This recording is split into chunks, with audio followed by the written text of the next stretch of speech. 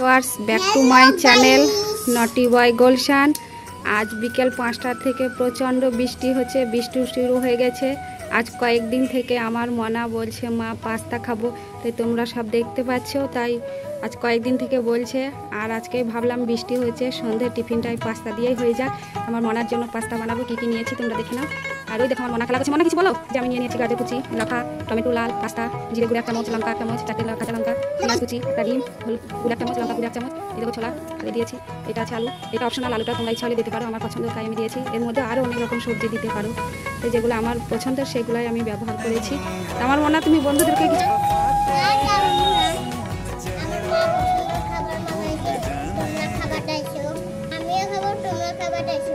এই যে 4 রকম সবজি দেখছে, এগুলো আমি আগে সিদ্ধ করে নিব গা, তারপরে আমি পাস্তাটাও সিদ্ধ করে নিব, তারপর ফ্রাই যখন করবো তোমাদেরকে শেয়ার করবো। তখন তোমরা ভিডিওটা দেখতে থাকো, স্কিপ না করে। হ্যালো ভিউয়ার্স, এই যে আমি পাস্তা সিদ্ধ করার জন্য নিয়ে নিয়েছি পানি। এর মধ্যে দিয়ে দেবো একটু সাদা তেল,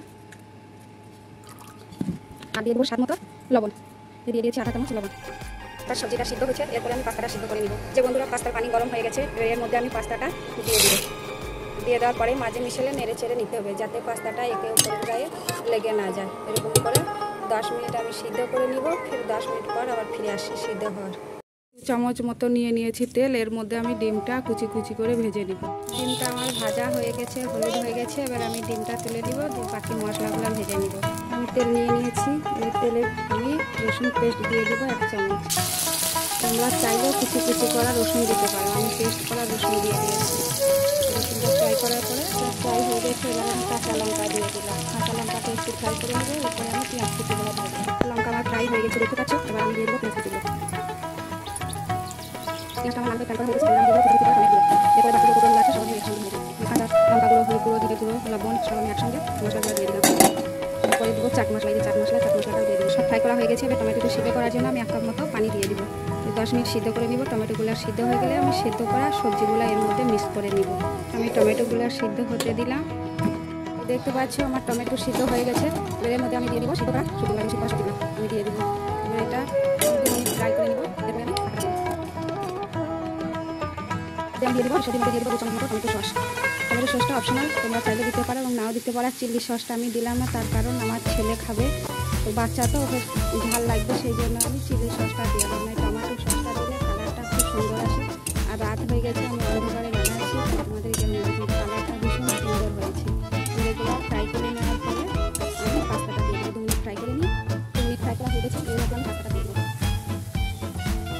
পাস্তা দিয়ে আমি 5 মিনিট মতো ফ্রাই করে নেবো। এর শেষে আমি যেগুলো ডিম ফ্রাই করে নিয়েছিলাম মশলা হয়ে গেছে, এগুলো ঠিক করা ডিম ফ্রাই করা আছে, এগুলো আমি দিয়ে দেবো। 2 মিনিট পরে আমার রেডি হয়ে যাবে স্পাইসি মশলা পাস্তা, আমার মনার পছন্দের স্পাইসি মশলা পাস্তা। দেখো বন্ধুরা কালারটা কত সুন্দর হয়েছে, ভীষণ কালারটা হয়েছে।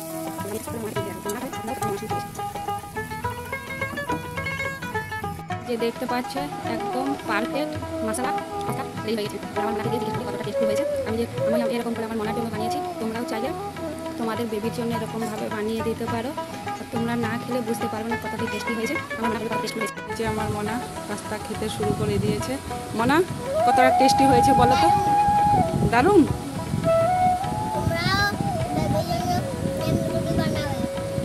টেস্টি হয়েছে।